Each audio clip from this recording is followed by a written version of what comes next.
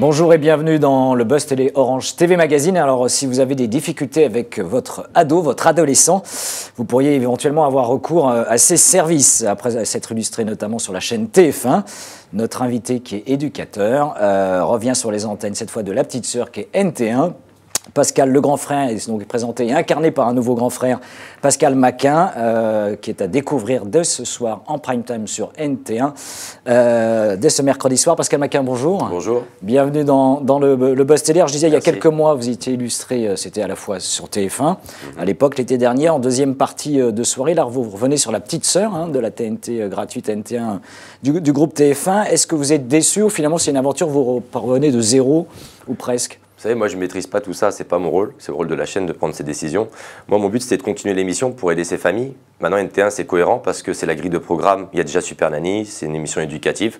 On est à peu près sur le même créneau, donc je pense... Dans la même veine. Voilà, je pense que la décision a été prise surtout pour ça, pour une cohérence de grille de programme en fait. Est-ce que vous avez le sentiment sur NT1 qu'il y a moins de pression justement par rapport aux enjeux d'audience qu'on peut l'avoir sur une grande chaîne historique puissante comme TF1? Après moi, ma première pression en fait c'est d'aider les familles, donc la pression elle est toujours. On rentre dans une famille, il faut les aider, ils attendent une réponse à leurs questions et on doit leur donner cette réponse. Donc moi c'est surtout ça qui m'intéresse, c'est aider les gens. Après l'audience, bien sûr, c'est ce qui fait au fait que je fais cette émission ou pas, mais je ne me concentre pas dessus, sinon je ne pourrais pas effectuer ma première mission. Il faut rester naturel et dans votre propre métier avant d'être à l'écran. Vous êtes parti, je crois déjà pour, la chaîne a déjà annoncé 3 prime time sur le programme. Est-ce que c'est la même mécanique du programme?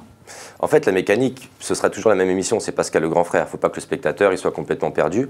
Maintenant, moi, j'y apporte ma touche, c'est-à-dire ma façon de gérer les conflits, d'éduquer une famille, parce qu'on remet en cause toute la famille, les règles de vie, etc.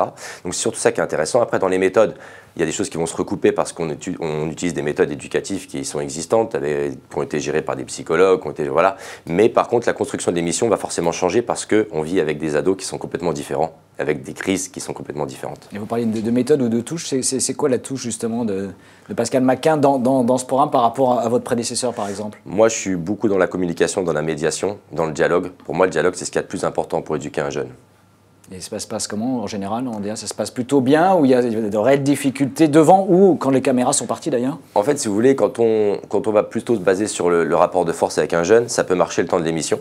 Parce que le jeune a peur de vous. Moi, je fais 1m90, je fais du taekwondo, je suis 3e dan. Donc c'est très facile physiquement. Ce que je dis alors. Physiquement, c'est très facile en fait de pouvoir prendre en cours un enfant de 16 ans. Je veux dire, voilà. Mais c'est pas mon but. Mon but, c'est que le jeune me respecte réellement. Donc au début, il y aura de la discussion, donc ça va être difficile parce que comme je lui fais pas peur, il va essayer de me chercher. Mais je vais lui montrer que je suis calme. Je suis tout le temps calme. Voilà, je reste adulte quoi qu'il arrive. Et ça, c'est très important de rester adulte face à un jeune. C'est jamais brutal? Il n'y a jamais de brutalité? Non, pour moi, il n'y a pas de brutalité. La brutalité, c'est perdre mes moyens. Donc c'est en fin de compte perdre la face devant cet ado et en fin de compte, il aurait gagné. Et le but, c'est de le prendre justement à contre-courant. Alors je disais, vous êtes éducateur à la ville comme à l'écran. Le vrai Pascal, qui est donc coordinateur jeunesse, je crois, c'est près de Paris. C'est ça. En Seine-et-Marne. En Seine-et-Marne. Est-ce que c'est le même Pascal que l'on voit à la télé qui est dans la vraie vie? Eh bien justement, le fait de travailler avec des jeunes, dans mon quotidien, vous imaginez que je ne peux pas jouer un rôle. Les jeunes m'attendent de tournant, ils me disent « Attendez Pascal, mais c'est quoi que tu nous as fait là? C'est pas toi ça ?» Enfin, voilà. Et moi, mon but, c'était de finir mon émission, d'être dans ma ville, de travailler et que les jeunes me disent « Pascal, ok, on t'a reconnu ». Et c'est ce qui m'est arrivé. Donc je me dis que voilà, il faut que je continue comme ça. Alors bien sûr, voilà, le public attend peut-être quelqu'un d'autre, donc il faut aussi penser au public. Mais moi, je pense surtout à aider ces familles. Alors un autre Pascal a sévi récemment sur les antennes de Énergie 12, en prime time également, qui était votre prédécesseur. Est-ce que vous avez regardé? Oui, j'ai regardé, bien sûr. Déjà par curiosité, c'est normal, je veux dire, je vais pas vous mentir. Pascal, un autre Pascal? Juger, non, parce que je suis personne pour juger, je ne me permets pas de juger quelqu'un. Voilà. Moi, je vois l'aspect éducatif de l'émission, je regarde un peu ce qu'ils ont fait, voilà, par curiosité simplement, mais non sans jugement. Alors il a fait un score, d'assez bon score, je crois, près d'1 million de téléspectateurs. Est-ce que du coup, ça vous met la pression? Comme je vous dis, aucune pression parce que moi je ne veux pas le copier, je ne veux pas faire comme lui, je ne veux pas être lui d'ailleurs, je suis moi-même, on verra. Après moi voilà, je débute aussi, le public ne me connaît pas, je reprends une émission qu'il a très bien illustrée à l'époque, qu'il a très bien gérée, avec ma méthode qui est différente, donc les gens sont un peu perdus au début, c'est normal. Maintenant voilà, moi j'espère qu'ils vont comprendre que je suis différent et que cette émission maintenant c'est la mienne, c'est moi qui la gère et aucunement je vais penser à l'ancien Pascal à dire ah, il a fait comme ça, non, non, moi je fais mon travail. Alors, l'ancien Pascal Settons, je rappelle, qui est sur Énergie 12, a dit que vous étiez, entre guillemets, une pâle copie de lui-même. Qu'est-ce que vous lui répondez? Je pense que c'est les journalistes qui ont dit que j'étais une pâle copie de lui-même. Il a parlé de l'émission. L'émission est une pâle copie. Sauf qu'il n'a rien inventé. C'est un éducateur comme moi, il a appris des méthodes. qui l'a retranscrit. Voilà.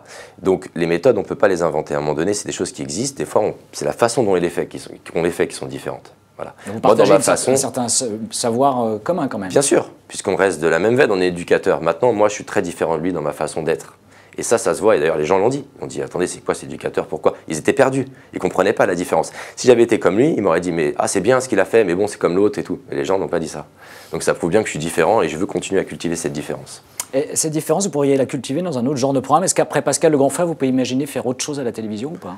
Ou vous retournerez à votre métier en fait, d'éducateur et de coordinateur jeunesse? En fait, moi, j'ai pas envie de prévoir quelque chose. Parce que, comme je vous dis, moi, c'est ces familles qui nous appellent, qui sont vraiment dans la dérive. Si je commence à me concentrer sur qu'est-ce que je ferai plus tard et tout, donc ça se verra dans mon travail. Moi, je vous dis, on ne peut pas faire deux choses en même temps. La question, c'était plus, est-ce que c'est une parenthèse dans votre carrière Une parenthèse, c'est l'avenir qui me le dira.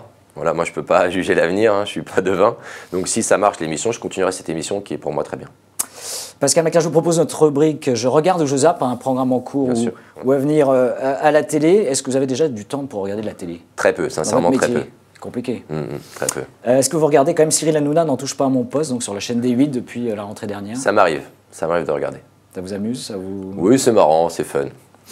Le Grand Journal, un peu plus sérieux avec Antoine Decaune sur Canal+, depuis la rentrée également. J'ai quasiment jamais regardé cette émission. Et Antoine Decaune? Oui, je connais le personnage, oui, il fait bien son travail. Voilà. C'est à vous avec Anne-Sophie Lapix, là cette fois c'est sur France 5, toujours en access prime time. Alors là, je ne vais pas me faire rêver, je ne le connais pas, j'ai jamais vu cette émission. Jamais. Personne ne nous en voudra. Voilà. Il n'est jamais trop tard pour aller voir. C'est ça. Sur M6, qui est revenu avec les agriculteurs, L'amour est dans le pré, Karine Le Marchand.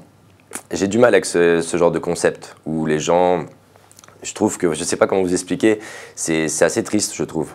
Pour ces gens qui cherchent l'amour et tout, qui vont dans la télé, je ne sais pas vraiment quoi penser de ça.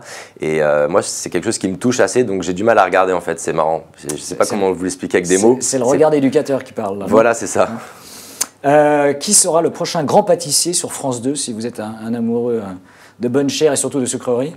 J'ai pas vu, j'ai jamais vu, franchement, j'ai jamais vu. J'aime bien les émissions culinaires, c'est intéressant. Oui, assez. Je fais la cuisine, je fais assez bien la cuisine d'ailleurs.